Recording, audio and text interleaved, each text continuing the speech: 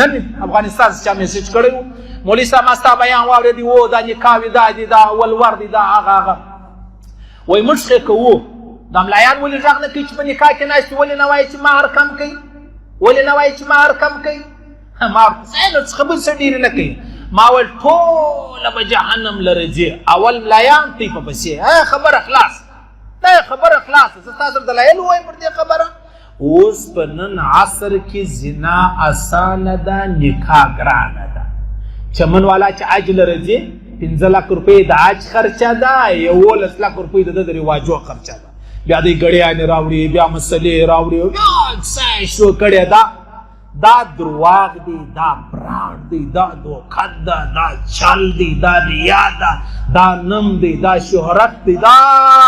اسلام دې دوکه کړی دی اسلام پر فرض دې 15 لک روپۍ خرڅې کې پر رواج دې 11 لک روپۍ خرڅې کړلې از ما ملګری ما ته وایي مولوي صاحب واده و زما د ورور واده و وایي ما خالي په واده کې چې واده کې نه موږ خلک یې کوي خلک نو موږ ته خو نه دا چمن واڅکسي خلک یې ډېر کوي وایي 11 لک روپۍ خالي ما د واده په ورځ باندې خلکو سره ورکړي اشه مولوي صاحب دې څو ورکړي مولوي صاحب دې څو ورکړي چې نکاح پر ولاړه وه چې تا راغوښتی و هغه چې 2 ګټې مخکې راغلی و هغه ته دې 15,000 ورکړه چې دغه یې دروغجن راغلی و ستا واده لره هغه ته دې 15,000 ورکړه دا ستا ترازو دی دا ستا ترازو دی چې د درواغو کتاب هم او د رښتیا کتاب تا په یوه تعلق سره کېښول دا دې ته څه شوی دې ته نم دې ته شهرت دې ته رواج دې ته عادت دې ته دوکا دې ته 2 نمبري چې د هغه ویل کېږي ځکه زموږ نکاح ګرانه سوه او چیش اسانه سوه زنا چې د هغه اسانه سوه نکاح ګرانه زنا چې د هغه اسانه سوه ډېر اسانه ده هر چا ته رسېږي خو به بیا خلک په زناو کې مبتلا دي الله رسول فرمایي بهترین نکاح هغه ده چې مهر یې کم وي بهترین نکاح هغه ده چې مهر یې کم وي او تاسو وایي ودونه وکئ که مهرونه ډېر سو د الله رسول فرمایي بیا به زنا عامه سي زنا څونه ډېر دونه کورونه شته د غریبانو کورونه دي چې هغه د خپلې لور وس نه لري چې دا واده کړي او څوک یې غواړي نه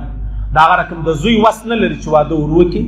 زوی وس نه لري واده ور وکړي بس نو رواجونه دي رسمونه دي ما درته ویل څو سپین سرې ژوندی دي هغه سفرې میاشتې راته عذاب کړه د هغه رقم دا نکاح هم راته عذاب کړې ده د واده په ورځ ولا که یې د ملا مینه راګرځي ولا که یې د شیخ مینه راګرځي ولا که یې د پیر مینه راګرځي اصلي هغه خو موږ څه نه یادو بده خبره ده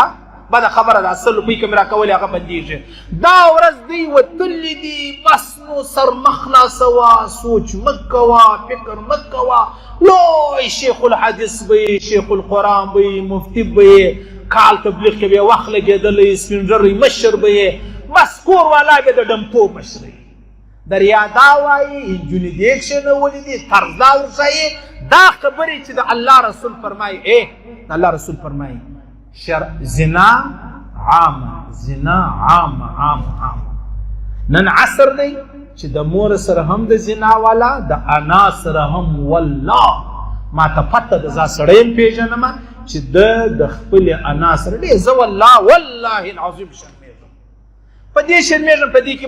دې کې به 15 کسان ښه خلک ناست مولوي صاحب تا د کومې خوا رااخیستې ده نو 15 کسان ښه 15 ما ته رامعلوم دي چې هغه په کومو دندو یې زه به دغه لارې اختیار کړم دا زما پر خبرو دا 15 کسان دي بیا خاموشي اختیار کړي هغه بیا ما ته نه وایي چې مولوي صاحب څه کیسه زه تا ته د موسی علیه السلام کیسې نه کوم زه ستا د کور کیسې کوم د